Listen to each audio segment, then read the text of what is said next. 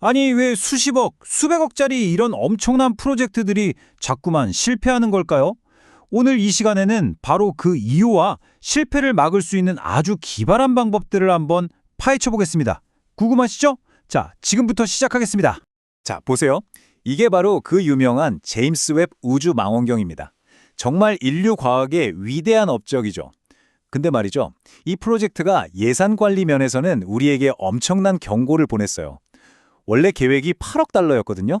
근데 결과는요? 97억 달러가 들어갔습니다. 예산이 무려 1100%나 폭증한 거예요.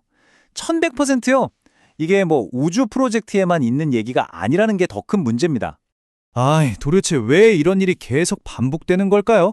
그냥 단순히 운이 없어서? 계획을 잘못 짜서? 아니면 거대 프로젝트의 성공을 가로막는 어떤 보이지 않는 공통의 적이라도 있는 걸까요? 이 질문의 답을 지금부터 찾아보겠습니다. 자, 첫 번째 단계는 문제의 본질을 정확히 진단하는 겁니다. 이 화려한 실패들 뒤에 숨어있는 진짜 원인이 대체 뭘까요? 모든 문제의 근원, 그 핵심에는 딱 한 단어가 있습니다. 바로 불확실성이에요. 우리가 뭘 모르는지조차 모르는 바로 그 상황. 이게 거대 프로젝트를 좌초시키는 가장 큰 암초인 거죠. 중요한 건 불확실성 그 자체가 아니라 우리가 이걸 어떻게 마주하고 어떻게 관리하느냐에 모든 게 달려 있습니다. 그렇다면 이 예측 불가능한 야수 같은 녀석을 어떻게 길들일 수 있을까요? 자, 이제 그 방법론의 세계로 한번 들어가 보죠. 자, 여기 보이는 이 리스크 4분면 모델. 이게 불확실성을 아주 체계적으로 정리하는데 정말 유용한 도구예요. 한번 볼까요? 왼쪽 위부터 우리가 이미 알고 대비하는 known knowns, 그리고 공급 지연처럼 예측은 가능한 known unknowns가 있습니다. 아래쪽에는 우리가 모르고 있다는 사실조차 모르는 unknown unknowns와 아예 예측조차 불가능한 영역인 unknown unknowns가 있죠. 하지만 프로젝트를 진짜로 근본적으로 위협하는 건 바로 이 네 번째 영역, unknown unknowns. 우리말로 하면 알려지지 않은 미지입니다. 예를 들면 갑자기 터진 팬데믹이라던가 누구도 상상 못했던 기술적인 결함 같은 거요. 존재 자체를 몰랐던 리스크가 갑자기 툭 튀어나와서 프로젝트 전체를 한순간에 무너뜨리는 거죠. 정말 무섭죠. 그럼 이런 예측 불가능한 것들에 대체 어떻게 대비해야 할까요? 여기서 아주 중요한 생각의 전환이 필요합니다. 더 이상 막연한 감이나 추측에 의존하는 게 아니라 데이터를 기반으로 한 확률의 세계로 넘어가야 한다는 거죠. 바로 이 S커브가 그 과학적인 해법의 핵심입니다. 이게 뭐냐면 수천 번의 컴퓨터 시뮬레이션을 쫙 돌려서 가능한 모든 예상 결과를 확률로 보여주는 거예요. 자, 여기 P50 보이시죠? 이건 50% 확률로 달성 가능한 가장 현실적인 기본 예상이라고 생각하시면 돼요. 그리고 P80은 뭐냐? 80% 확률로 예산을 넘지 않을 안전 예산인 거죠. 그러니까 만약의 사태에 대비한 예비비, 비상금을 아주 과학적으로 책정하는 방법이라고 할 수 있습니다. 좋아요. 리스크가 한두 개가 아닐 텐데 그럼 수많은 리스크 중에서 어디에 집중해야 할까요? 그 답을 바로 이 토네이도 차트가 알려줍니다. 딱 보면 아시겠지만 예산에 가장 큰 영향을 미치는 상위 몇 개의 리스크를 한눈에 보여주죠. 덕분에 우리는 문제의 80%를 일으키는 그 20%의 핵심 리스크에 우리의 시간과 돈, 노력을 집중할 수 있게 되는 겁니다.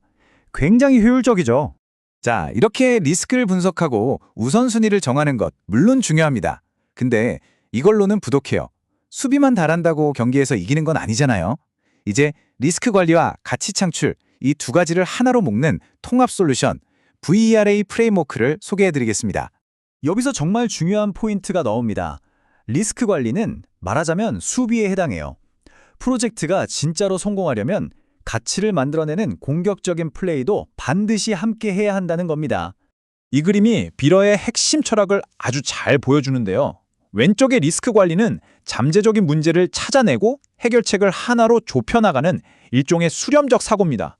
반면에 오른쪽의 가치공학, 그러니까 최소 비용으로 최대 가치를 만드는 활동은 어떨까요? 더 나은 대안을 찾기 위해서 가능성을 막 넓혀가는 발산적 사고가 필요하죠. 빌어는 바로 이 두 가지 서로 상반돼 보이는 접근법을 다리처럼 딱 연결해서 통합적으로 분석하는 겁니다. 베라 프로세스는 아주 명확하게 3단계로 진행됩니다. 자, 1단계에서는 필요한 모든 정보를 싹 모으고요. 2단계 핵심 워크숍에서는 다 같이 모여서 브레인스토밍을 통해 리스크를 찾아내고 창의적인 해결책을 막 쏟아냅니다.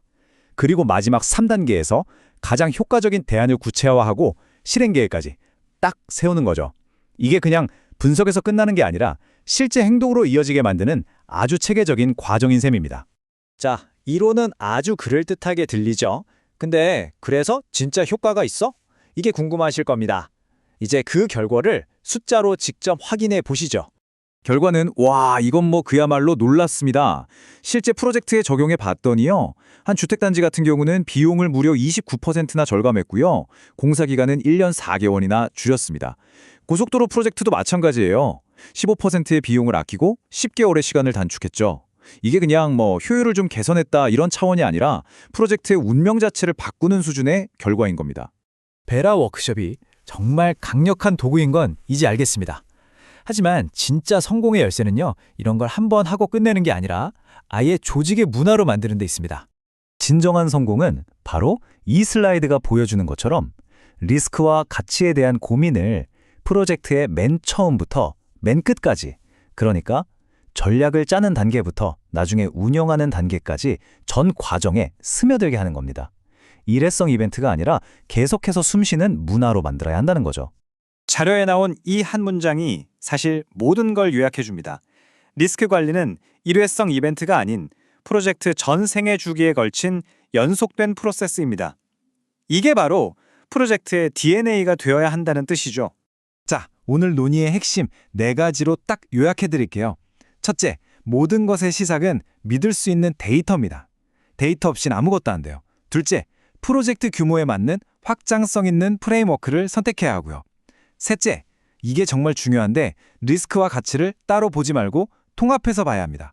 마지막으로 더 이상 직감에 의존하지 말고 데이터에 기반한 확률적 사고를 믿어야 한다는 겁니다.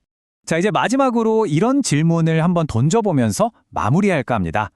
우리는 보통 뭐가 잘못될까 그걸 대비하기 위해서 엄청난 시간과 에너지를 쏟잖아요.